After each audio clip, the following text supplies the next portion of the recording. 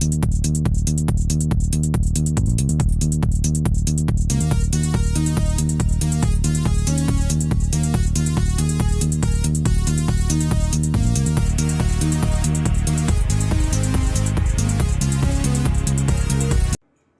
Viewers, welcome to healthy home. இன்றைக்கி நம்ம பலாப்பழ பூர்ணத்தை வச்சு போலி தட்டுறது எப்படின்னு பார்க்கலாம். அதுக்கு தேவையான பொருட்கள்: பலாப்பழம் ஏற்கனவே நான் அல்வா மாரி கிண்டி வச்சுருக்கேன். போன வீடியோவில் பார்த்தீங்கன்னா அது தெரியும்.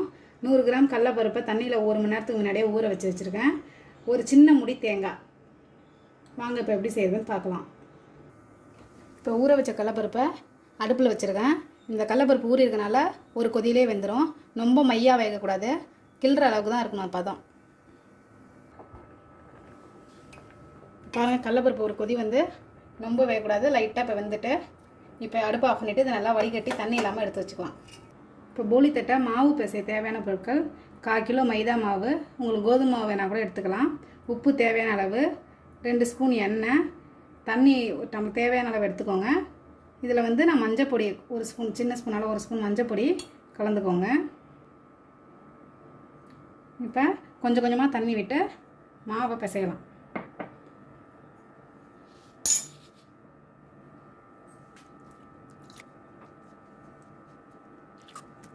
இப்போ நான் மஞ்சள் தண்ணியை ஊற்றி இப்படி பசஞ்சு வச்சுருக்கேன்.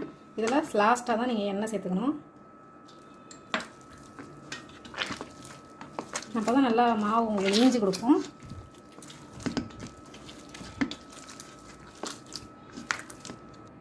போலிக்கு நீங்கள் எப்போதுமே மாவு பிசையும் போது கடைசியாக தான் எண்ணெயை ஊற்றி பிசையணும். அப்போ தான் இந்த போலி மாவு வந்து நல்லா இப்படி இழுப்படும், ரப்பர் மாதிரி இழுக்க வரும்.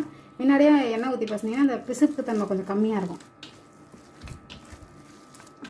இப்போ பாருங்கள், மாவை நான் இந்த பதத்துக்கு நல்லா பசஞ்சு வச்சுட்டேன். அப்புறம் இந்த கடலைப்பருப்பு நம்ம இதேமாதிரி வடிகட்டி வச்சுருக்கேன். இந்த வடிகட்டின கடலைப்பருப்பில் தண்ணி இல்லாமல் ஒரு கிச்சன் கிளாத் வச்சு நல்லா தொடச்சிக்கோங்க. நல்லா தண்ணி இல்லாமல் தொடச்சிட்டு மிக்சியில் போட்டு பவுடர் மாதிரி வரும், நல்லா பவுடர் பதத்துக்கு அரைச்சி எடுத்துக்கலாம். இப்போ இந்த கடலைப்பருப்பை நல்லா பொலன்னு இதை மாதிரி அரைச்சி எடுத்து வச்சுக்கோங்க. அப்புறம் தேங்காவையும் இதை மாதிரி அரைச்சி எடுத்து வச்சுக்கோங்க. ஏற்கனவே நம்ம வச்சுருக்க அந்த பலாப்பழ அல்வாவில் இதெல்லாம் கொட்டி கலரிக்கலாம். முதல்ல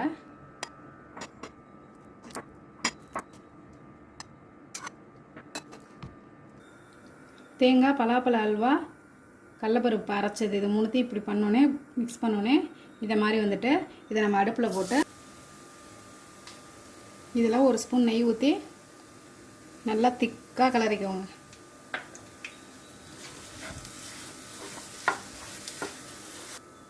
பாருங்கள், நல்லா பூர்ணம் நல்லா சுருண்டு திக்காக வந்துட்டு இந்த பதத்தில் இதை நம்ம எடுத்து வச்சுக்கலாம். காந்திர மாதிரி இருந்தால் கொஞ்சம் வேணால் நெய் சேர்த்து கிளறி விட்டுகிட்டே இருந்தீங்கன்னா நல்லா இந்த பாருங்கள் நல்லா திக்காக வந்துட்டு பாருங்கள். இப்போ பார்த்தீங்கன்னா மாவை நான் இதேமாதிரி உருட்டியிருக்கேன்.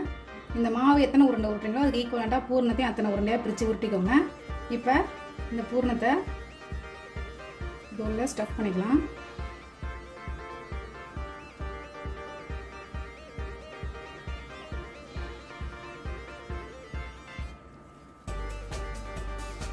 இது பாருங்கள்,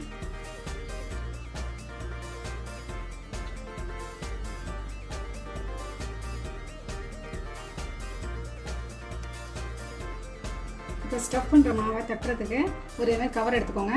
அதில் கொஞ்சம் நெய் ஊற்றிக்கோங்க. நெய் ஊற்றி கொஞ்சம் ஸ்ப்ரெட் பண்ணிக்கோங்க. அப்படி இதில் மாவை வச்சு க்ளோஸ் பண்ணி கட்டிக்கோங்க. இப்போ தோசைக்குள்ள கொஞ்சம் நெய் தடவிக்கோங்க. இதில் நீங்கள் கட்டி வச்ச போலியை போட்டு 2 பக்கம் நல்லா செவக்க விட்டு எடுத்துக்கலாம். இப்போ போலி இந்த மாதிரி நல்லா செவந்து வெந்தோடனே இதை எடுத்துக்கோங்க. இது மேலே கொஞ்சமாக அப்படியே நெய்யை தடவி விடுங்க, நல்லா சாஃப்டாக இருக்கும்.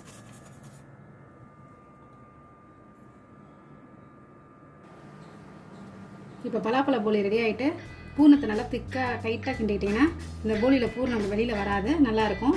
இந்த வீடியோ உங்களுக்கு பிடிச்சிருந்தா லைக் பண்ணுங்கள், யூஸ்ஃபுல்லாக இருந்தால் ஷேர் பண்ணுங்கள், மோர் வீடியோஸ்க்கு சப்ஸ்கிரைப் பண்ணுங்கள், பெல் பட்டனை டச் பண்ணுங்கள், உங்கள் சஜஷன்ஸை கமெண்ட் பாக்ஸில் போடுங்க. Until then bye bye.